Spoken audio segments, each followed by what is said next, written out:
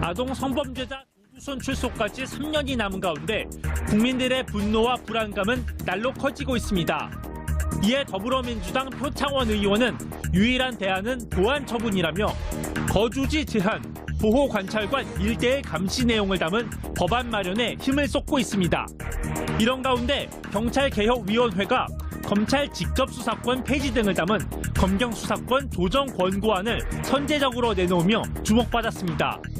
문재인 정부의 핵심 공약이자 찬반 논쟁 중심에선 검경수사권 조정, 경찰대 교수 출신으로 20대 국회에서 활약하고 있는 표창원 의원의 생각을 들어봅니다. 12월 15일 금요일 가장 뜨거운 이슈를 가장 발빠르게 다루는 장윤선의 이슈 파이터 시작하겠습니다. 첫 번째 순서는 저희가 매주 특별한 분을 모시는데요. 오늘 더욱더 특별한 분을 모셨습니다. 매우 바쁜 분인데요. 경찰대 교수에서 프로파일러로 그리고 방송인을 거쳐서 정계 진출까지 화려한 이력의 소유자라고 알려져 있습니다. 표창원 더불어민주당 의원님과 함께 경찰개혁 등 여러 가지 현안에 대해서 함께 이야기 나눠보도록 하겠습니다. 의원님 어서 오십시오. 안녕하세요. 네. 어떠십니까? 이 스튜디오 처음 나오셨어요. 네, 우선 축하드립니다. TBS에 더 어울리시는. 아, 정말요? 네, 장윤선 기자님. 젊어 보이십니다. 그래. 네. 젊어요. 예, 더. 더욱, 예, 네네. 고맙습니다. 지금, 어제 밤 사이에 아마 많은 분들께서, 이런 뉴스가 네. 있었습니다. 바로 네. 이제 우병우 전 민정수석의 구속 소식인데, 의원님, 당의 적폐청산위원회 위원으로 활동 중이신데요. 이 소식 처음 접하시고 제일 먼저 어떤 생각이 좀 드셨습니까? 우선은 딱 1년 전이죠. 네. 저희가 적폐청산위원회가 박범계 의원의 어떤 주도로 네. 서초동 법원 검찰청 청사 앞에서 그래요. 농성을 했었죠. 맞아요. 우병우. 엄청나게 추웠었어요. 네, 엄청나게 추웠었고. 네. 도저히 우리가 봤을 땐 박범계 의원도 판사 출신이시고 맞아요. 경찰 출신이고 아무리 보수적으로 법적인 관점에서 보더라도 우병우에게 제기됐던 개인 비리, 네. 그리고 국정농단의 직무유기, 그리고 불법 사찰의 혐의, 블랙리스트 관여 이런 것들을 보면 거기에다가 증거인멸의 우려는 너무나 컸잖아요. 네. 말맞추기라든지 그렇습니다. 또 압력. 우병우가 밖에 있는 한 그가 영향을 미쳤던 검사들 이들에게도 영향도 당연히 미칠 수 있고요. 당연히 가장 먼저 구속되어야 할 대상이 우병우인데 네. 전혀 구속영장을 청구할 기미도 안 보이고 그래서 농성을 했던 그 기억이 너무 새롭고요. 네. 어젯밤에 사실 이제 영장 청구하고 실질심사 들어간다는 네. 소식을 제가 올리질 않았어요, SNS에. 주로 중요한 소식들을 제가 올리잖아요. 그러니까요. 항상 뉴스를 올리시는데 예. 또 왜 혹시나 기각돼서 여러분이 실망하실까봐 끝까지 한번 지켜보자. 국민을 배려한 마음이군요. 밤에 이제 결과가 예. 나올 테니까 네. 12시 38분 네. 정도 되니까 속보가 딱 뜨더라고요. 그래서 예. 됐구나 해서 이제 올렸는데 네.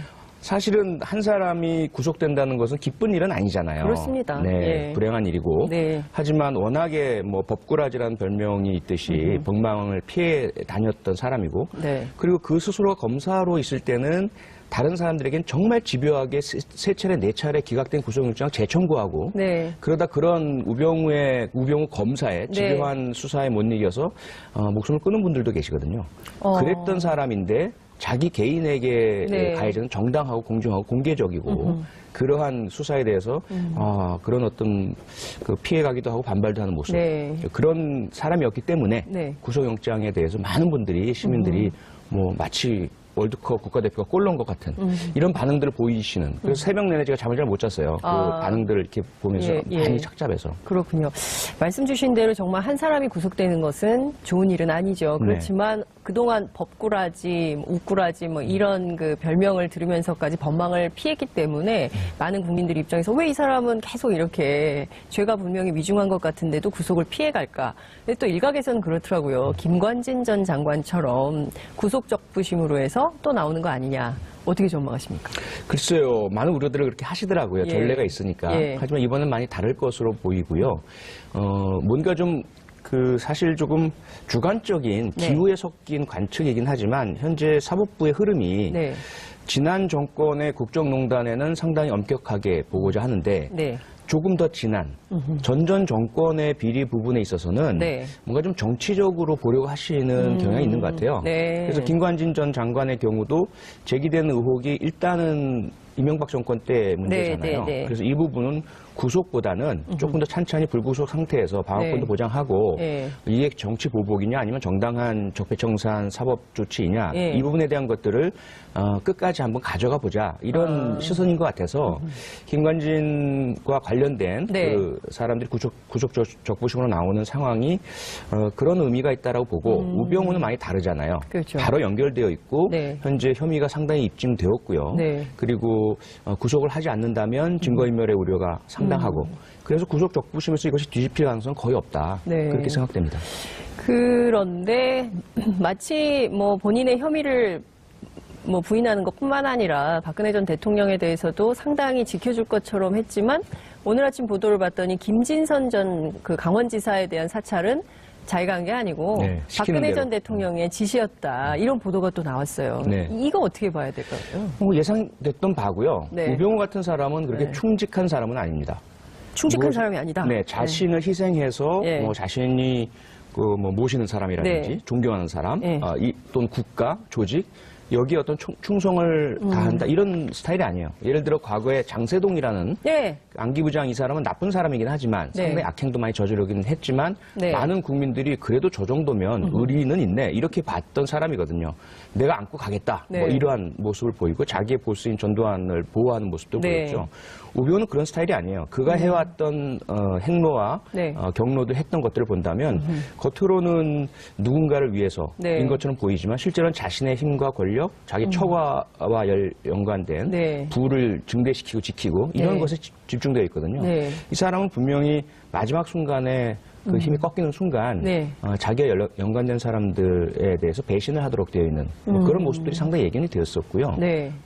늘 그 스마트하다는 표현이 뒤따라 다니잖아요. 네. 늘 머리를 이제 사용을 네. 하면서 무엇이 자신에게 유리한가를 따져보는 스타일이다. 그래서 아마 구속 상태에서 수사를 하게 된다면 네. 그래서 자신이 뭐 적부심도 결국 나오지 못하고 네. 계속 있게 될 수밖에 없다는 것을 판단하게 되는 순간 네. 아마 장시호처럼 다. 상당히 많은 것들을 만약에 그것이 자신에게 불리하다면 내놓지 않을 것이고요. 네. 자신에게 유리하다면 연관된 사람들의 문제를 내놓을 것이다. 두 번째 문제는 네. 죄수의 딜레마라는 네. 아시죠? 네. 노벨 경제학상까지 탔던 게임 이론인데 그런 상황이 되는 거죠. 서로 소통할 수 있는 상태일 때는 이거 얘기하지 말자. 네. 우리 둘에게 모두 불리한 거니까 이런 상태가 되는데 네. 서로 소통할 수 없는 상태. 구속된 두 상피의자 네. 간에는 예. 서로 상대를 믿지 못하는 상황이 생깁니다. 그러다 보면 저 사람이 나에 대한 불리한 진술을 먼저 해서 내가 더 중한 벌을 받는 그런 위험은 내가 피해야지 네. 하면서 서로 상대방의 잘못된 것들을 막 얘기하는 거예요. 진술하게 되는 현상이죠. 그런 상황이 나타나게 천하의 됩니다. 우병우가 죄수의 딜레마에 빠지게 됐다. 그럼요. 이제 빠졌습니다. 이미 빠졌다. 아마 더 새로운 사실이 나올까요? 어떻게 보세요? 네, 아마도 우리가 네. 그 정황 네. 또는 타인의 진술 이런 것들로 어느 정도 형성해 놓은 심증 혐의가 있잖아요. 네. 이 부분들이 많이 사실로 확인되는 과정이 그 주가 될 것이고요. 네. 전혀 우리가 예상치 못했던 새로운 사실이 나올 가능성 그것도 배제는 못하죠. 최순실 씨와 관련된 내용도 진실 고백을 할까요? 털어놓을까요? 그렇게 털어놓음으로써 자신에게 유리하다. 선처를 받을 수 있다라고 한다면 털어놓을 겁니다. 예. 하지만 그것을 털어놓음으로써 자신의 네. 죄책이 더 무거워진다. 예. 그러면 끝까지 감추려고 할 가능성이 있고요. 어허. 만약에 본인이 진술을 하고 털어놓지 않는다 하더라도 네. 객관적인 증거를 통해서 법정에서 확인될 것이 뻔하다라는 판단이 내려진다면 네. 그때는 자신이 거짓 진술을 하다가 예. 법정에서 오히려 가중처벌을 받느니 네. 아예 먼저 내놓는 것이 유리하겠다. 이렇게 된다면 아마 내놓게 될 것이고요. 그러니까 참 청와대 민정수석식이나 했던 분이 그러니까 이 정도 상황에 몰리면 다 필요 없고 오로지 자기가 살 길, 내가 살아날 길 요것만 생각을 하게 된다. 이런 말씀 주신 거네요. 그 전에 네. 어떤 신분이었는지는 중요하지 않습니다. 범죄 피의자가 되는 순간 네. 그건 다 똑같습니다. 피의자 심리에 빠질 수밖에 없고요. 네. 내가 어떻게 하면 이 죄책을 덜을 수 있겠는가. 혹은 뭐 마지막 희망은 무죄 판결에 대한 희망을 놓지는 않겠지만 네. 그것 보다 더 강한 것은 최소화시켜보자, 형량을. 뭐 이러한 심리가 가장 강하게 작용을 할 수밖에 없거든요. 그렇군요. 제가 지금 국회의원하고 인터뷰하는 게 아니라 프로파일러하고 네. 인터뷰를 하는 것 같은 느낌이 좀 듭니다. 의원님 벌써 국회의원 생활하신 지가 2년. 입당한 지는 2년 됐고요. 예. 2015년 12월 27일 날 입당을 했으니까요. 예. 국회의원이 된 것은 당선은 2016년 4월 13일, 네. 국회의원 임기는 5월 31일부터 예. 시작을 했으니까 2년은 아직 안 됐고요. 안 됐- 1년 6, 7개월 정도 네. 됐습니다. 어떠세요? 프로파일러로서 활약하던 그 시절이 더 재밌으십니까? 아니면 지금 국회의원 의정생활 하시는 게 더 재밌으십니까? 저는 똑같은 것 같아요. 똑같아요? 네. 조금 비유가 이상할지는 모르겠지만 네. 축구 선수가 네. 풋살 선수로 바뀐 정도? 축구 선수가 풋살 선수로 그 정도요? 그러니까 본질은 같다는 거죠. 아, 골을 넣는다는 네. 본질은 같은데, 같이 뛰는 선수의 숫자라든지, 네. 룰, 이런 것들이 좀 바뀌는 경우죠. 네. 그래서 진실을 밝혀내고 정의를 구현하고, 그리고 국민들께 안심 안전을 만들어 드리고 국가를 네. 지켜내고, 이런 거 본질은 같거든요. 네. 그런데 그것을 해나가는 방식들과 지켜야 할 규칙들 이런 것들은 상당히 많이 바뀌었는데 저는 개인적으로 적응력이 대단히 뛰어나다고 생각을 하고 있고요. 어렸을 때부터 이사도 많이 다니고 그래서 이런 바뀐 환경에 쉽게 적응을 하다 보니까 그다지 어떤 차이를 많이 못 느끼고 있습니다. 어렸을 때 왜 이렇게 이사를 많이 하셨어요? 아버님 군인이셨습니까? 해병대 평생 계셨고요. 아, 그러시구나. 예. 전역하신 이후에도 예. 이런저런 사업하시다 많이 망하셔서 많이 이사를 다녔습니다. 아버지가 망해가지고 이사를 많이 다니셨구나. 그게 저에게 큰 도움이 됐죠.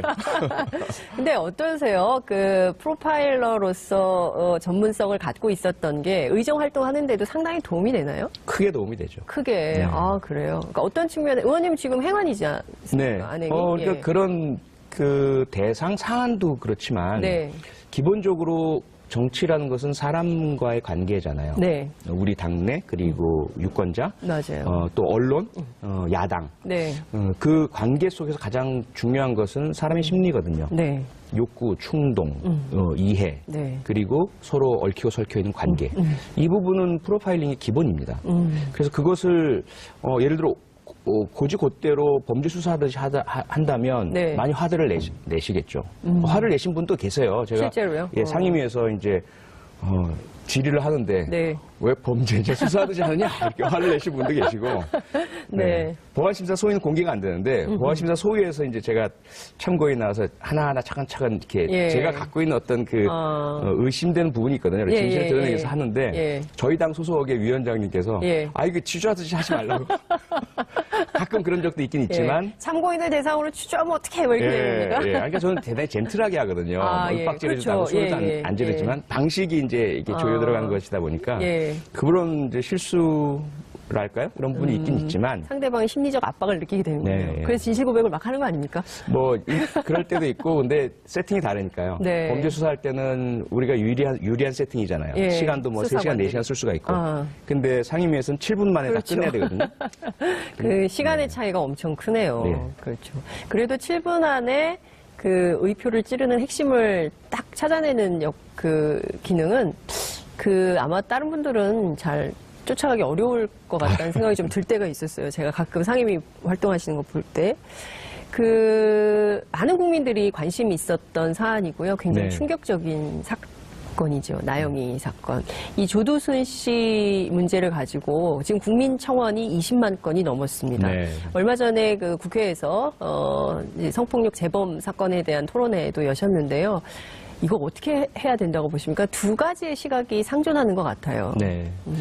국민들의 마음은 이렇게 순수한 입장에서 네. 이런저런 형식성을 떠나서 저런 악질 범죄자가 그 어린아이에게 도저히 인간으로 살 수 없는 짓을 저지른 자가 네. 12년밖에 예. 교도소에 있지 않고 나온다 다시 네. 그리고 아직까지도 활동 가능한 정정한 상태에서 그 경우에 그럼 피해자가 느낄 두려움을 어떻게 할 것이냐 네. 그리고 그 해당되는 피해자뿐만 아니라 유사한 잠재적 피해자분들의 두려움 네. 그리고 그 두려움의 다른 한쪽에는 분노가 있는 거죠. 네. 이게 정의냐, 정의롭지 않다. 네. 저런 인간이 나와서 돌아다닐 수 있다니. 그런 부분이 강하시다 보니까 재심을 하든지 네. 아니면 형기를 연장시키든지 교도소에서 못 나오게 해달라. 이것이 청원의 핵심인데 그렇죠. 사실상 그것은 불가능하죠. 헌법과 법률에 따라서 결코 네. 할 수 없는 것이지만 그 마음만은 우리가 읽어야 된다고 봐요.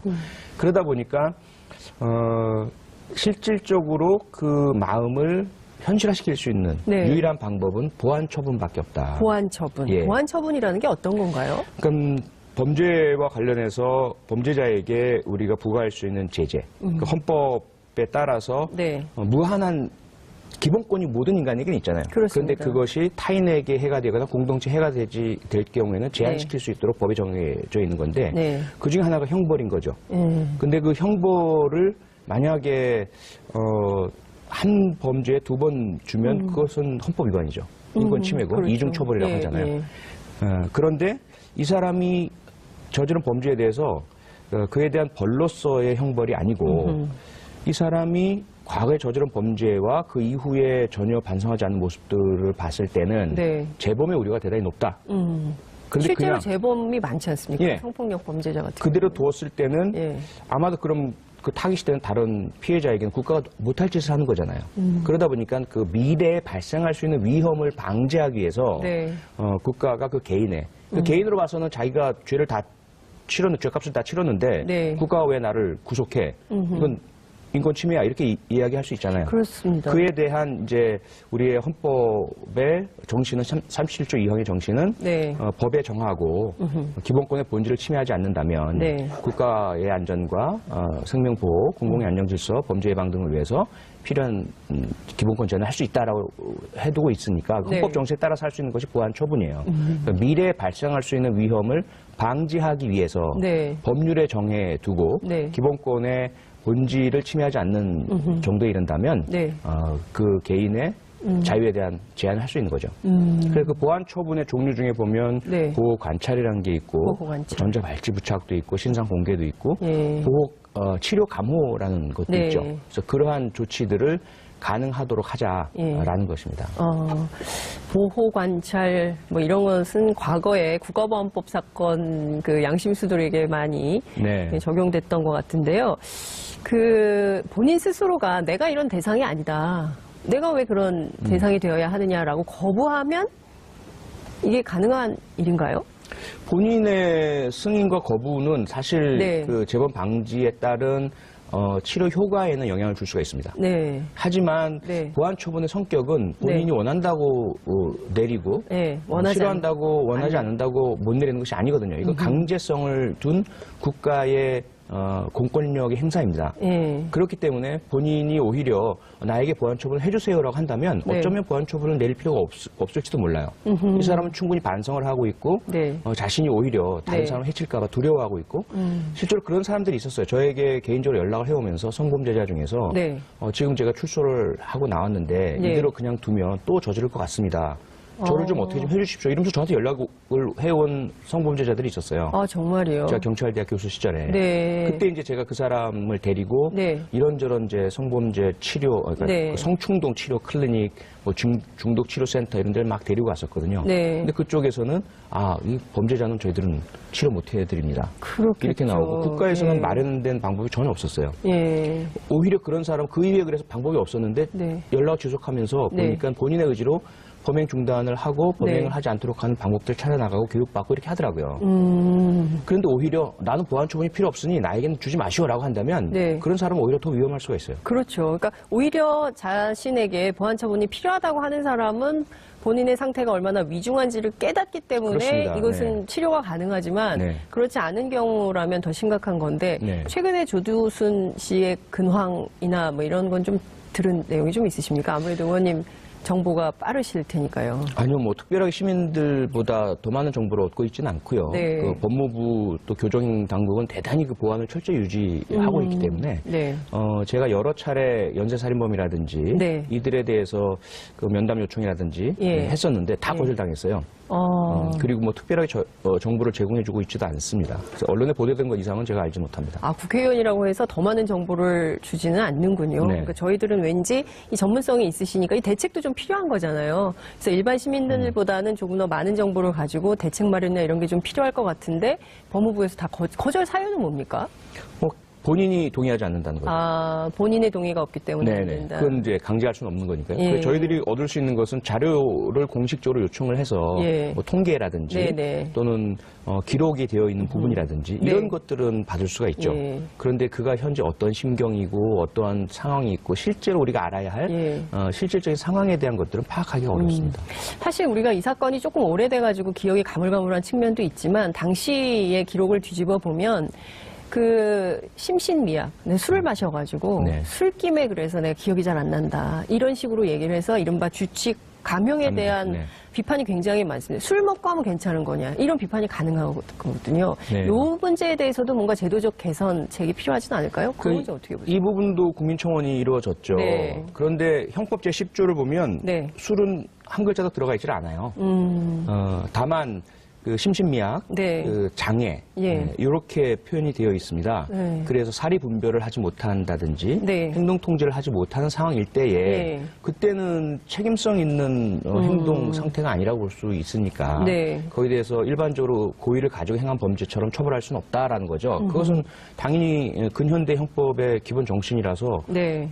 어떻게 그걸 뭐 제한시킬 수는 없어요. 네. 다만 법원의 관행이 그 범주 내에 주치 상태라는 거, 이건 일본에서 가져온 거거든요. 일본? 일제시대 때 행하던, 아. 일본도 술에 대해서 엄청나게 관대한 나라잖아요. 네. 술 먹고 별짓 다 하는 그런 습성을 가지고 있었고, 그걸 나쁜 습성을 우리가 많이 그러니까 우리 배운 진짜 건데. 너무 술에 네. 대해서 관대한 것 같아요. 그러니까요. 예. 근데 그때 초기에 이제 쌓여온 판례들이 네. 만취 상태에서 저지른 행동들에 대해서 전부 봐주고 그것을 이제 형법 제10조에 있는 네. 심신상실과 심신미약에다가 적용시켜 오면서 쌓여온 판례 때문에 네. 지금까지 이 조두순 사건까지 이루어진 것이거든요. 네. 그 부분은 법원에서 깨줘야 하는데 만약에 그걸 깨주지 못하신다면 저희들이 입법적으로 한번 노력은 해보겠고요. 네. 그 중에 하나가 성폭력 범죄 처벌에 관한 특례법에 네. 성폭력 범죄에 있어서만큼은 예. 주치감경을 적용하지 않을 수 있다라고 명문 규정을 넣어놨습니다. 네. 그것만큼은 진전이지만 그건 역시 적용하지 않을 수 있다지 적용하지 않아야 한다가 아니거든요. 그러다 보니까 추가적인 입법이 필요한 것은 사실입니다. 그러니까 진짜 많은 분들이 사실은 특히 이제 그 어린아이를 키우는 분들 같은 경우에는 굉장히 이게 두려움의 대상인 네. 거거든요. 근데 이제 그 정부가 안전하게 그 보호해 주지 않는다는 또 불안감 같은 게 큰 상황에서 특히 이제 그 나영의 아버님께서 그런 얘기를 했어요. 우리는 조두순을 못 찾지만 조두순은 우리를 금방 찾을 것이다. 그래서 이게 뭔가 좀 이 불안을 좀 없앨 수 있는 뭐 제도적인 시스템 이런 것도 좀 굉장히 필요할 것 같은데 국회에서 좀 준비되는 게 있습니까? 이렇게. 근데 일단 지난번 정보 조국 관련해서. 민정수석이 예. 국민청원에 대한 답을 드리면서 네. 현재 조두순에게도 당시 2009년 선거 당시에 전자발찌 부착 7년, 네. 신상공개 5년 네. 명령이 내려졌거든요. 네. 그리고 조국 수석이 답변을 드리면서 법무부에서 집중 관리를 할 것이다. 그러므로 조두순이 피해자를 찾아간다든지 네. 보복행위를 한다는 것이 있을 수 없다라는 그 확약을 주시긴 하셨는데 네. 그건 우리가 법무행정을 믿는다는 전제에 있는 그렇죠. 것이고요. 예. 국민 여러분께서는 사실 그래도 혹시나 지금까지 벌어진 일들을 보면 그렇습니다. 전자발찌를 끊고 범행을 저지르는 맞아요. 경우도 있고 예. 전자발찌를 찬 채로 또 범행을, 성폭행 저지르는 경우도 있었는데 네. 그걸 어떻게 우리가 믿냐 이런 예. 말씀이 있으시거든요. 네네. 그러다 보니까 추가적인 입법이 필요하고 그래서 제가 이번에 소위 조두순법이라고 한 네. 전자감지장치 부착에 관한 법률 개정안을 제가 낸 겁니다. 그래서 조두순의 경우에 전자발찌 부착 명령은 있지만 부가적으로 거주지 제한이라든지 네. 접근 장소 제한 혹은 1대1 집중 보호 관찰 이런 것들이 의무화되어 있질 않아요. 부과되어 있질 않아요. 그래서 이것을 그냥 법무행정에서 알아서 하리라고 기대하기보다는 아예 입법적으로 네. 지금 보안처분은 앞서 말씀드린 것처럼 과거 범죄에 대한 벌이 아니라 네. 미래에 발생할 위험에 대한 제재이기 그렇죠. 때문에 이건 소급적 적용의 문제가 아니거든요. 그래서 입법만 되면 조두순에게 바로 부과할 수가 있습니다. 그래서 전자발찌에 더해서 네. 1대1 집중 감시. 이 법은 어떻게 될 것 같으세요, 전망이? 법사위로 가게 되는데 네. 법사위 위원들께 계속 통과를 요청드려야죠. 정말 중요한 법인 것 같아요. 그러니까 이 법안이 통과될 수 있도록 국민 여러분들께서도 많은 관심을 가져야 되지 않을까 이런 생각이 좀 드는데요. 지금 다른 주제로 살짝 넘어가서요. 검경 수사권 조정 문제가 또 이제 얘기가 좀 나오고 있습니다. 경찰 개혁 네. 관련해서도 이제 계속 이슈가 좀 되고 있는데요. 이를테면 검경 수사권 조정 문제는 노무현 정부 때부터 이게 계속 나왔던 이슈였거든요. 김대중 대통령 때부터. 그러니까요. 사실. 네. 그러니까 이게 얘기는 계속 나오는데 되지는 않아요. 네. 이유가 뭐라고 보십니까?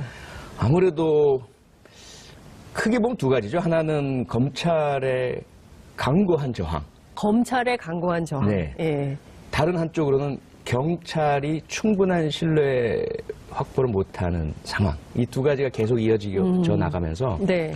물론 논리적으로 보자면 네. 경찰이 신뢰를 받아야만 뭐 수사권 준다 이건 아닙니다. 이 경찰을 위해서 수사구조의 개혁을 하는 건 아니거든요. 네. 국민에게 불편하고 제시고 감싸기라든지 네. 특히 강관 적폐 카르텔이 있잖아요. 네. 검찰만 장악하면 정치 권력이 마음대로 할 수가 있고 이번 우병우, 최순실, 맞아요. 뭐 박근혜 게이트에서 보듯이 네. 재벌들도 검사들을 장학금 줘가면서 키워내면 자기들이 문제가 생겼을 때 검사가 알아서 다 잘해주고 그리고 네. 검사는 또 그 대기업에 취직하거나 그 대형 로펌에 가거나 이런 어떤 카르텔이 우리 눈에 네. 다 보이는데 네. 그걸 어떻게 할 것이냐. 예. 이 부분을 해체시키기 위해서는 어쩔 수 없이 검찰의 권한을 분산시켜야 한다. 예. 그리고 선진국 모두가 그렇게 분산되어 있고요. 네. 그런 차원에서 그럼 이것을 어떻게 분산시켜? 예. 새로운 기구를 만든다? 이건 네. 국가적 낭비죠. 그 수사를 행하는 경찰에 네. 그러한 기능을 주도록 하는 것. 네. 그리고 그 경찰의 수사가 투명하게 민주적으로 공개적으로 감시받고 통제받을 수 네, 있도록 네. 하는 것. 사법적인 통제를 더 강화하는 네. 것. 이것이 답인데 네. 근데 막상 딱 돌아보니까 경찰은 검찰 못지않게 또 밉단 말이에요. 그러니까 국민들이 마뜩 차는 거죠. 네. 그래서 야 검찰에 대한 개혁 필요해. 근데 경찰의 수사권 줘? 그것밖에 없어? 뭐 이런 이제 상황들이 지속되니까 예. 많이 좀 안타까운 거죠. 근데 보면, 그러니까 해외 경우를 보더라도, 뭐, 이를테면은 수사청, 기소청을 구분을 해서, 수사는 수사를 전문으로 하는 경찰과 검찰이, 그 다음에 기소는 또 기소를 전문적으로 판단할 수 있도록 검찰과 경찰이, 그래서 아예 구분을 하는 것이 어떠냐. 그리고 이제 고비처 같은 걸 두고 이제 고위공직자에 대해서는 또 다른 루트를 통해서 이제 수사, 기소 이렇게 하도록 하자. 이런 큰 틀에서의 제도 개혁 방안이 필요한 거 아니냐 이런 얘기는 나오는데 이것도 잘 안 돼요. 네, 그러니까 그게 그 두 축인데요. 하나는 네. 수사와 기소를 네. 한 기관 혹은 한 주체가 다 한다는 그러니까요. 그 자체가 문제거든요. 이게 이제 우리가 1954년에 처음 형사소송법을 만들 때 네. 그 당시 국회에서 그 속기록에 다 나와 있는 내용입니다. 그 당시 이제 그 전에 네. 미군정? 미군정에서 예. 미국식 수사 제도를 도입하려고 네. 행정 명령까지 내렸어요. 그 당시 이제 일제 잔재가 있었던 검찰에는 수사에 관여하지 말아라. 네. 그리고 경찰이 수사를 하고 네. 검찰은 기소만 해라. 그랬더니 이제 그러한 방식이 익숙치 않은 우리 법조계가 반발을 했던 거죠. 그러다가 우리가 스스로 형사법을 만들게 되었을 때 국회 내에서 원칙은 네. 수사는 경찰이, 기소는 검찰이 하는 것이 맞다. 예. 그런데 그 당시에 일제 잔재가 많이 남아있는 경찰을 봤을 때 네. 경찰의 독자적인 수사권을 준다면 이것은 경찰 파쇼가 된다. 검찰의 수사권과 기소권을 모두 주면 검찰 파쇼가 된다. 이 둘 중에 하나를 선택할 수밖에 없는데 그 당시로서는 경찰 파쇼보다는 검찰 파쇼가 낫다. 그래서 시간이 지나면 네. 이것을 해소하게 되겠지만 지금은 아니다. 라고 속기록에 나와 있어요. 이게 역사적인 배경이 일제시대 네. 순사 시절부터 이게 돌아가는 그렇습니다. 거군요. 예. 그러다 보니까 이제 과연 지금 현재 경찰이 그런 일제 잔재를 다 걷어냈느냐, 네. 국민의 경찰이냐, 네. 민주적 통제가 가능한가, 그래서 이제 때가 되었느냐, 네. 라는 질문이 예. 지속적으로 계속 왔었던 거죠. 경찰 스스로도 좀 돌아보고 반성해야 되는 대목도 많은데 이제 네. 최근에 이제 그 논란이 되고 있는 쟁점들은 그 박찬훈 한양대 교수의 네. 주장도 그렇고요. 네.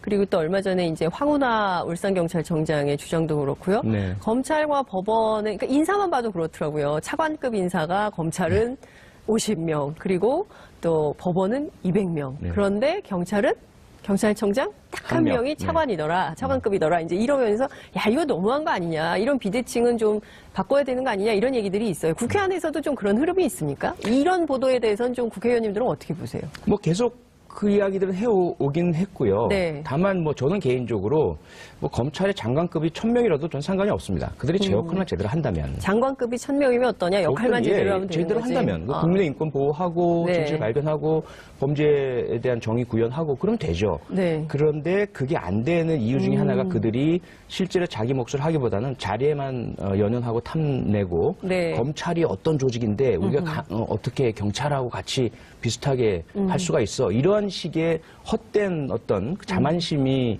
결국 50명 이상의 차관을 네. 만들어낸 이런 형태로 나타났고요.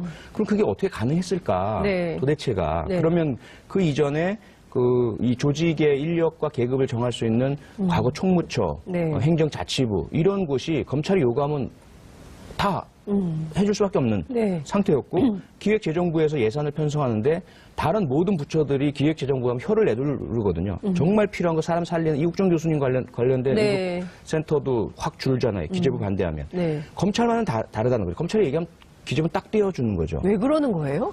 검찰이 기재부 세니까. 기재부 장관 불러다 네. 수사해서 잡아놓을 수도 있고 혐의가 없어도 괴롭힐 수 있고 구속시킬 수 있고. 이게 권력 관계라는 거잖아요. 그렇죠. 예. 그러니까 그런 산물이다 보니까 네. 이게 이렇게 비정상이 되게 된 연원을 따져보다 보면 네. 결국은 과거 박정희 유신 정권에서 김기춘 등이 참여해서 헌법마저도 네. 세계 유례가 없이 예. 구속영장, 압수수색영장이나 영장은 말 그대로 명령장이거든요. 네. 누구의 명령장? 법원과 판사의 명령장이에요. 네. 그런데 그것을 검사의 권한인 것처럼 검사만 청구할 수 있다라고 네. 넣어놨거든요. 예. 그 이후에 이제 검찰은 지속적으로 권한이 확대도 비대해온 거죠. 이거를 이제는 좀 새로운 적폐청산 차원에서라도 뭔가 새로운 좀 제도적 대안을 좀 마련해야 될 것 같은데 결국 이것도 국회에서 좀 해야 될 것 같은데요. 맞습니다. 국회 내부의 논의가 어떻게 전망하세요? 잘 될까요? 이번엔 되겠습니까?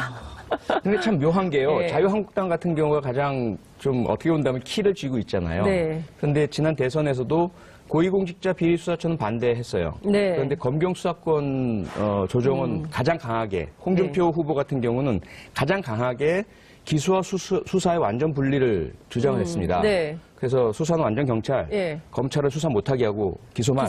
예. 지금 딱 와서 그동안 여러 가지 이제 아동수당이며 기초연금이며 자신들의 공약을 뒤집고 반대하고 해왔었지 않습니까? 그렇죠. 그랬는데 이 검경 수사권 부분만큼은 그대로 유지를 하고 계세요. 홍준표 대표의 자유한국당에서 네. 정치의장도 그렇고. 그런데 그게 묘한 게 뭐냐면 그 자체를 하자는 의도라고 보여지지 않는 것이 고위공직자 비리수사처가 먼저 좀 더 간단하고 작은 조직이고 네. 입법하면 바로 탄생할 수 있기 그렇죠. 때문에 이걸 하자고 하는데 이걸 반대하시는 거예요. 아하. 반대하면서 논리가 고위공직자 비리수사처 하는 것보다는 검경수사권이 나아 이렇게 말씀하시는 거거든요. 네. 그걸 정말 그러면 그거 합시다라고 했을 때 온전히 수용을 해 주실까? 그거보다는 오히려 다른 디테일한 것들을 내세우시면서 이게 합의가 안 되니까 끌어나갈 것 같은 느낌이 많이 드는 거죠. 그래서 지금 고위공직자 비리수사처가 먼저 풀려야 할 숙제인데 이 숙제를 풀지 않기 위해서 검경수사권 조정을 하자고 하시는 것이라는 느낌이 들어서 진정성의 결여로 인해서 상당히 저희들이 좀 복잡하고 어려운 상황입니다. 국회가. 그러네요. 그리고 지금은 사실은 어떤 이 바터 개념으로 고위공직자 비리 수사처를 못하게 하기 위한 카드로 갖고 있다가 이것도 못하게 하고 결국에는 그 검경 수사권 조정도 못하게 하는, 그러니까 둘 다 못하게 하기 위한 거라면 굉장히 어려운 딜레마에 빠졌다 이렇게 볼 수 있을 것 같은데요. 근데 저는 좀 이해가 안 가는 게 말이죠. 지금 이제 두 가지인데 하나는 문무일검찰총장도 고위공직자 비리 수사처에 대해서는 긍정적이지 않은 분위기인 것 같아요. 그리고 두 번째 자유한국당도 이 부패로 굉장히 어렵게 된 거 아니에요. 그러면 이번 기회에 고위공직자 비리 수사처라도 만들어서 다시는 그런 최순실 게이트 같은 게 생기지 않도록 분골쇄신하는 것이 훨씬 자유한국당의 미래를 위해서 좋지 않을까. 근데 둘 다 안 하려고 해서 전 좀 이해가 안 가던데 의원님은 어떻게 보십니까? 그냥 단순하게만 보자면 이해가 안 가죠. 왜냐하면 문재인 대통령께서도 그 말씀을 하셨거든요. 나부터 수사하라고 만드는 건데 왜 반대하느냐. 아니 대통령인 나부터 그러니까요. 우리 가족부터 다 수사 대상이 되는 건데 왜 반대를 하느냐. 그리고 지금 이 상태에서 가장 좋은 게 누구냐. 지금 권력을 잡고 있는 사람이 가장 좋거든요.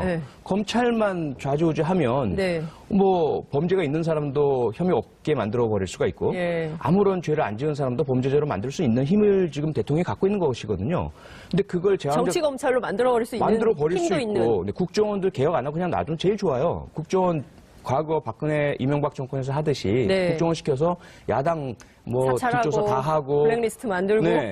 약점이 얼마나 많으세요. 그분들과 네. 우리들은 살아온 삶이 많이 다르거든요. 네. 우리들은 이제 흑수저 출신들이 많고 저쪽은 약점이 많으신데 예. 그러면 뭐 영구집권을 할 수도 있어요. 예. 그런데 왜 저렇게 그 반대를 하실까? 이러한 투명하고 공정하고 그렇죠. 권력이 분산되는 시스템을 왜 예. 반대하실까? 예. 첫 번째는 그분들이 영구의 야당이 아닐 것이다라는 생각을 가지고 계시는 거죠. 조금 지나면 네. 북핵 이슈 지금도 이제 흔들어대고 있잖아요. 네. 뭐 일본과 미국과의 가까운 과시해 가면서 그러니까요. 결국 이제 네. 뭐 중국이나 북한 쪽에서 우리의 어떤 안보 문제를 흔들 수 있을 것이다. 그러면 네. 지금의 고공행진 지지율이 떨어질 것이다. 그리고 보수는 결집하게 된다. 네. 그럼 늘 대한민국은 60%가 보수다. 네. 이 믿음을 갖고 계시는 거예요. 그러다 보면 다음에 정권을 잡을 텐데 그때 마음대로 할 수 있는 기반을 와해시켜버린 상태라면 뭐 하겠느냐 이런 거죠. 지금 어려운 거 참아내고 네. 정권 잡아서 네. 다시 국정원과 검찰 등을 이용해서 예. 다시는 정권을 넘겨주지 않을 강구한 제국을 만들자. 그러니까 지금 일본 얘기를 그분들이 자꾸 해요. 왜? 그러니까요. 자민당 일당 독재가 영구 지속되고 있는 게 일본 상태거든요. 네. 이건 의원 내각제로 개헌하고 이래서 보수 정당이 네. 합종 연행하고 군소 정당과 막 자꾸 나눠먹기 네. 하면서 영구히 집권하자는 그게 가장 큰 이면의 어떤 논리고 심리고 목표인 것 같아요. 그때 우리는 1,700만이 나와서 촛불을 들어서 불리한 권력을 권좌에서 내린 국민들이기 때문에 그렇게 안 될 것 같은데요. 그러니까 국민을 너무 띄엄띄엄 보시는 거 아닐까요? 그분들이? 그러니까 이제 그분 제가 봤을 땐 예. 글쎄요 뭐 제가 정확하게 보고 있는지는 모르겠지만 제 생각에는 네. 그분들이 자꾸 이 하시는 행태들이 다 계속 패착이거든요. 결국 원하는 대로 이루어지질 않아요. 근데 저분들은 70년대, 80년대, 90년대 초반까지 통했던 방식을 그대로 유지하고 계세요. 지금까지도. 지금까지도. 네. 그리고 그분들의 뒤에는 보수 언론이 있고요. 재벌이 있고요. 네. 힘이 있습니다. 언제든지 금전적인 어떤 실탄들이 공급이 되고요. 예. 그리고 언론에 대한 어떤 흐름을 이렇게 바꿔내 갈 수 있는 네. 그런 힘도 있다. 예. 그리고 검찰과 법 쪽에 그 아주 다수의 인맥들 네. 이들이 다 연결돼 있고 하기 때문에 결국은 힘은 우리에게 올 것이다라는 그런 믿음이 있으신 것 같아요. 그러니까 결국 대한민국의 기득권층이 자유한국당을 중심으로 똘똘 뭉쳐서 본인들이 다시 정권을 찾아서 과거의 방식대로 계속 정치를 하겠다. 그리고 그분들이 우리 국민들이 용납을 할까요? 그러니까 그분들이 보는 예. 1,700만, 2천만은 네. 상당히 일시적인 흥분을 하시는 상태다라고 보고 있는 거죠. 어허. 그리고 대중은 언제나 냄비와 같다. 그러므로 그때 당시에 뜨겁게 달아올랐을 때는 무섭지만 네. 그 시기가 지나고 나면 결국은 다 냄비 현상, 자기 개인의 또 가정의 취업의 이러한 목전의 문제에 매달릴 수밖에 없다.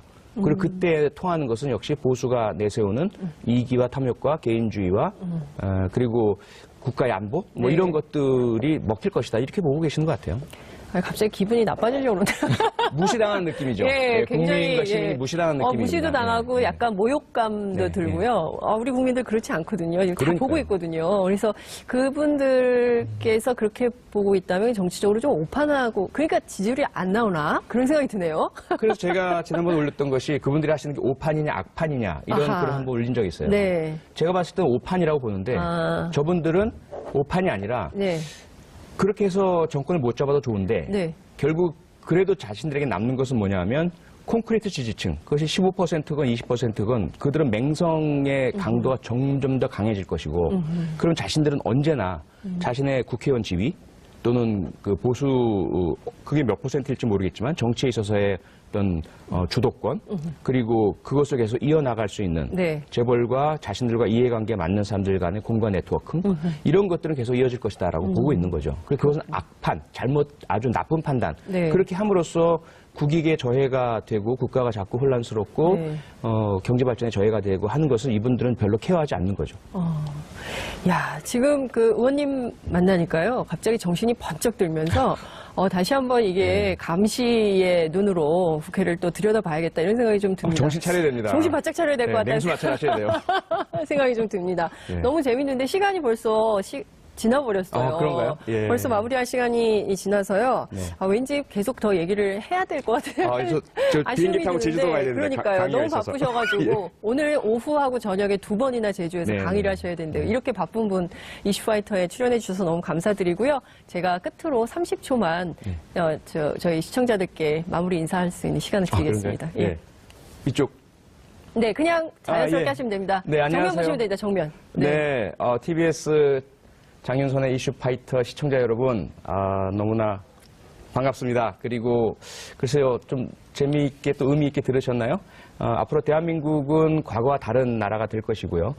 작년에 우리가 이게 나라냐로 뭉쳤다면 이제는 이게 나라다라고 전 세계에 자랑하고 그리고 이 나라가 어떤 것인지를 배우러 오십시오라고 많은 분들께 이야기할 수 있는 그런 나라가 되어가고 있다고 저는 자신합니다. 함께 끝까지 희망 잃지 마시고요. 고루고루 잘 살고 존중받고 배려가 있는 그런 공동체 함께 구축했으면 좋겠습니다. 고맙습니다. 네, 오늘 말씀 정말 잘 들었습니다. 감사합니다. 네, 고맙습니다. 그리고 정의를 구현하고 그리고 국민들께 안심 안전을 만들어 드리고 국가를 네. 지켜내고 이런 거 본질을 갖거든요. 네. 그런데 그것을 해나가는 방식들과 지켜야 할 규칙들 이런 것들은 상당히 많이 바뀌었는데 저는 개인적으로 적응력이 대단히 뛰어나다고 생각을 하고 있고요. 어렸을 때부터 이사도 많이 다니고 그래서 이런 바뀐 환경에 쉽게 적응을 하다 보니까 그다지 어떤 차이를 많이 못 느끼고 있습니다. 어렸을 때 왜 이렇게 이사를 많이 하셨어요? 아버님 군인이셨습니까? 해병대 평생 계셨고요. 그러시구나. 네. 예. 전역하신 이후에도 예. 이런저런 사업하시다 많이 망하셔서 많이 이사를 다녔습니다. 아버지가 망해가지고 이사를 많이 다니셨구나. 그게 저에게 큰 도움이 됐죠. 근데 어떠세요? 그 프로파일러로서 전문성을 갖고 있었던 게 의정 활동하는데도 상당히 도움이 되나요? 크게 도움이 되죠. 크게. 네. 그래요. 그러니까 어떤 측면에 의원님 지금 행안이지 않습니까? 네. 안행이? 그러니까 예. 그런 그 대상 사안도 그렇지만 네.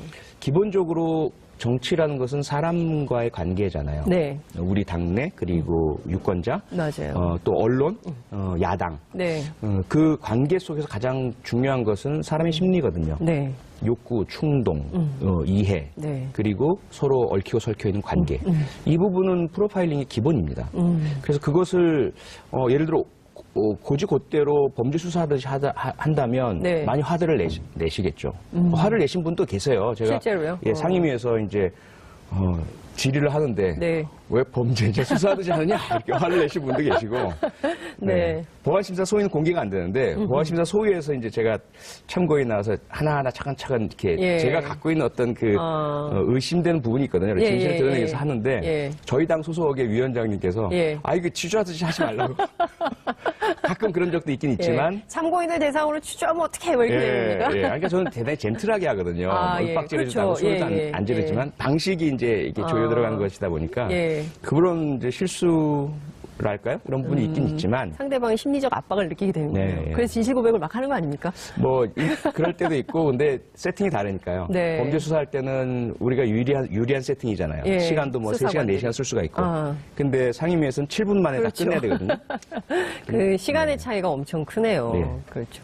그래도 7분 안에 그 의표를 찌르는 핵심을 딱 찾아내는 그 기능은 아마 다른 분들은 잘 쫓아가기 어려울 것 같다는 생각이 좀 들 때가 있었어요. 제가 가끔 상임위 활동하시는 거 볼 때. 많은 국민들이 관심이 있었던 사안이고요. 아동 성범죄자 중두손 출소까지 3년이 남은 가운데 국민들의 분노와 불안감은 날로 커지고 있습니다. 이에 더불어민주당 표창원 의원은 유일한 대안은 보안 처분이라며 거주지 제한, 보호관찰관 일대의 감시 내용을 담은 법안 마련에 힘을 쏟고 있습니다. 이런 가운데 경찰개혁위원회가 검찰 직접수사권 폐지 등을 담은 검경수사권 조정 권고안을 선제적으로 내놓으며 주목받았습니다. 문재인 정부의 핵심 공약이자 찬반 논쟁 중심에 선 검경수사권 조정. 경찰대 교수 출신으로 20대 국회에서 활약하고 있는 표창원 의원의 생각을 들어봅니다. 12월 15일 금요일 가장 뜨거운 이슈를 가장 발빠르게 다루는 장윤선의 이슈파이터 시작하겠습니다. 첫 번째 순서는 저희가 매주 특별한 분을 모시는데요. 오늘 더욱더 특별한 분을 모셨습니다. 매우 바쁜 분인데요. 경찰대 교수에서 프로파일러로 그리고 방송인을 거쳐서 정계 진출까지 화려한 이력의 소유자라고 알려져 있습니다. 표창원 더불어민주당 의원님과 함께 경찰개혁 등 여러 가지 현안에 대해서 함께 이야기 나눠보도록 하겠습니다. 의원님 어서 오십시오. 안녕하세요. 네. 어떠십니까? 이 스튜디오 처음 나오셨어요. 네, 우선 축하드립니다. TBS에 더 어울리시는. 아, 정말요? 네, 장윤선 기자님. 젊어 보이십니다. 아, 그래. 네. 아, 젊어요. 예, 더. 더욱, 예, 네네. 고맙습니다. 지금, 어제 밤사이에 아마 많은 분들께서, 이런 뉴스가 네. 있었습니다. 바로 네. 이제 우병우 전 민정수석의 구속 소식인데, 의원님, 당의 적폐청산위원회 위원으로 활동 중이신데요. 이 소식 처음 접하시고 제일 먼저 어떤 생각이 좀 드셨습니까? 우선은 딱 1년 전이죠. 네. 저희가 적폐청산위원회가 박범계 의원의 어떤 주도로 네. 서초동 법원 검찰청 청사 앞에서 그래요. 농성을 했었죠. 맞아요. 우병우- 엄청나게 추웠었어요. 네, 엄청나게 추웠었고. 네. 도저히 우리가 봤을 땐 박범계 의원도 판사 출신이시고, 맞아요. 경찰 출신이고, 아무리 보수적으로 법적인 관점에서 보더라도 우병우에게 제기됐던 개인 비리, 네. 그리고 국정농단의 직무유기, 그리고 불법 사찰의 혐의, 블랙리스트 관여 이런 것들을 보면 거기에다가 증거인멸의 우려는 너무나 컸잖아요. 네. 말맞추기라든지 또 그렇습니다. 압력, 우병우가 밖에 있는 한 네. 그가 영향을 미쳤던 검사들 이들에게도 영향도 당연히 미칠 수 있고요. 당연히 가장 먼저 구속되어야 할 대상이 우병우인데 네. 전혀 구속영장을 청구할 기미도 안 보이고 그래서 농성을 했던 그 기억이 너무 새롭고요. 네. 어젯밤에 사실 이제 영장 청구하고 실질심사 들어간다는 네. 소식을 제가 올리질 않았어요, SNS에. 주로 중요한 소식들 제가 올리잖아요. 그러니까요. 항상 뉴스를 올리시는데 예. 또 왜 혹시나 기각돼서 여러분이 실망하실까봐 끝까지 한번 지켜보자. 국민을 배려한 마음이군요. 밤에 이제 결과가 예. 나올 테니까 네. 12시 38분 네. 정도 되니까 속보가 딱 뜨더라고요. 그래서 예. 됐구나 해서 이제 올렸는데 네. 사실은 한 사람이 구속된다는 것은 기쁜 일은 아니잖아요. 그렇습니다. 네, 예. 불행한 일이고. 네. 하지만 워낙에 뭐 법꾸라지라는 별명이 있듯이 법망을 피해 다녔던 사람이고. 네. 그리고 그 스스로가 검사로 있을 때는 다른 사람들에겐 정말 집요하게 세 차례, 네 차례 기각된 구속영장 재청구하고. 네. 그러다 그런 우병우 검사의 집요한 수사에 못 이겨서 목숨을 끊은 분들도 계시거든요. 그랬던 사람인데 자기 개인에게 네. 가해자는 정당하고 공정하고 공개적이고 그러한 수사에 대해서 그런 어떤 그 피해가기도 하고 반발도 하는 모습 네. 그런 사람이었기 때문에 네. 구속영장에 대해서 많은 분들이 시민들이 뭐 마치 월드컵 국가대표가 골 넣은 것 같은 이런 반응들을 보이시는 그래서 새벽 내내 제가 잠을 잘 못 잤어요. 그 반응들을 이렇게 보면서 예. 많이 착잡해서. 그렇군요. 말씀 주신 대로 정말 한 사람이 구속되는 것은 좋은 일은 아니죠. 네. 그렇지만 그동안 법꾸라지, 우꾸라지 이런 그 별명을 들으면서까지 법망을 피했기 때문에 많은 국민들 입장에서 왜 이 사람은 계속 이렇게 죄가 분명히 위중한 것 같은데도 구속을 피해갈까. 근데 또 일각에서는 그렇더라고요. 김관진 전 장관처럼 구속적부심으로 해서 또 나오는 거 아니냐. 어떻게 전망하십니까? 글쎄요, 많은 우려들을 그렇게 하시더라고요. 예. 전례가 있으니까. 예. 하지만 이번엔 많이 다를 것으로 보이고요. 뭔가 좀 사실 조금 주관적인 네. 기후에 섞인 관측이긴 하지만 현재 사법부의 흐름이 네.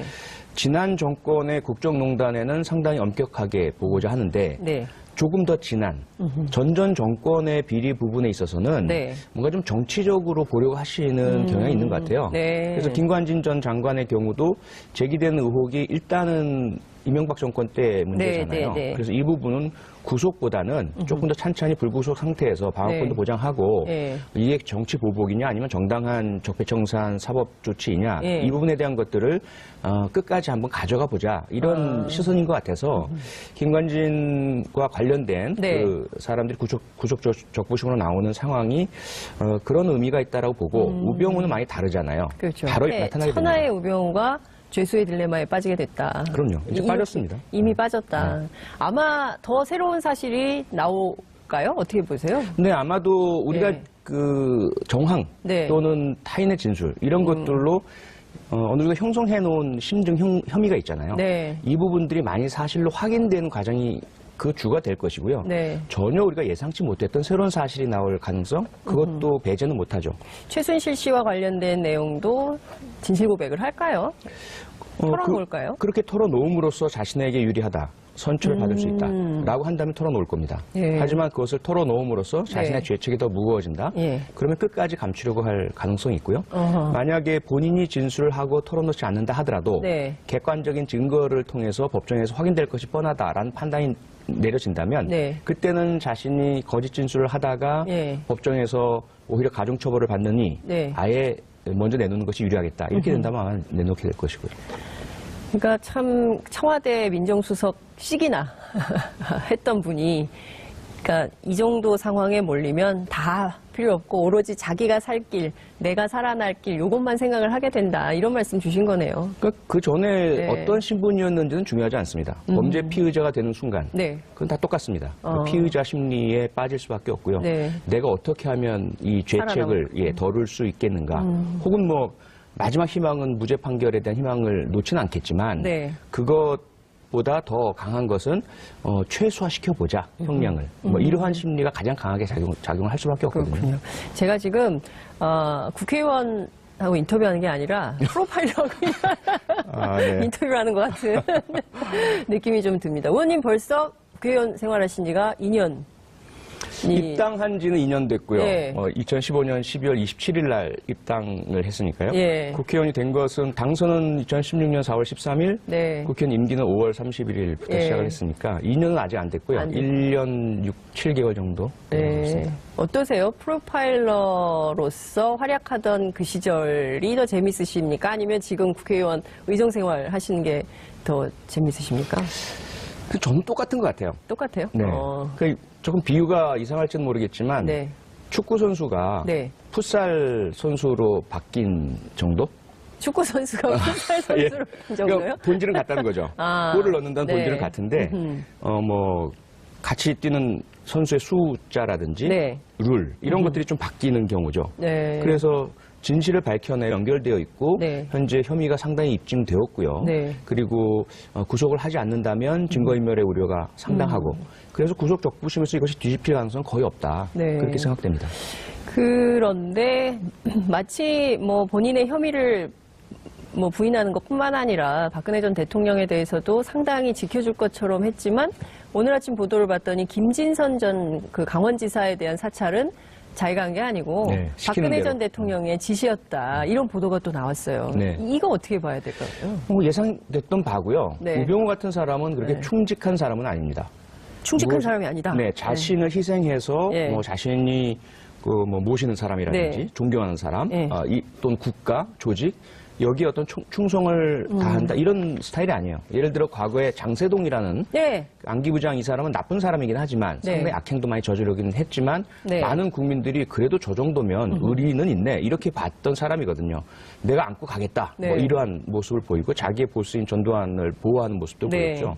우병우는 그런 스타일이 아니에요. 그가 해왔던 행로와 네. 경로도 했던 것들을 본다면 겉으로는 누군가를 위해서인 네. 것처럼 보이지만 실제로는 자신의 힘과 권력, 자기 처가와 연관된 네. 부를 증대시키고 지키고 이런 네. 것에 집중되어 있거든요. 네. 이 사람은 분명히 마지막 순간에 그 힘이 꺾이는 순간 네. 자기와 연관된 사람들에 대해서 배신을 하도록 되어 있는 그런 모습들이 상당히 예견이 되었었고요. 네. 늘 그 스마트하다는 표현이 뒤따라 다니잖아요. 네. 늘 머리를 이제 사용을 네. 하면서 무엇이 자신에게 유리한가를 따져보는 스타일이다. 그래서 아마 구속 상태에서 수사를 하게 된다면 네. 그래서 자신이 뭐 적부심도 결국 나오지 못하고 네. 계속 있게 될 수밖에 없다는 것을 판단하게 되는 순간 네. 아마 장시호처럼 다 상당히 많은 것들을 만약에 그것이 자신에게 불리하다면 내놓지 않을 것이고요. 네. 자신에게 유리하다면 연관된 사람들의 문제를 내놓을 것이다. 두 번째 문제는 네. 죄수의 딜레마라는 네. 아시죠? 노벨 네. 경제학상까지 탔던 게임 이론인데 그런 상황이 되는 거죠. 서로 소통할 수 있는 상태일 때는 이거 얘기하지 말자. 네. 우리 둘에게 모두 불리한 거니까 이런 상태가 되는데 네. 서로 소통할 수 없는 상태. 구속된 두 상피의자 네. 간에는 예. 서로 상대를 믿지 못하는 상황이 생깁니다. 그러다 보면 저 사람이 나에 대한 불리한 진술을 먼저 해서 내가 더 중한 벌을 받는 그런 위험은 내가 피해야지 네. 하면서 서로 상대방의 잘못된 것들을 막 얘기하는 거예요. 진술하게 되는 현상이죠. 그런 천하의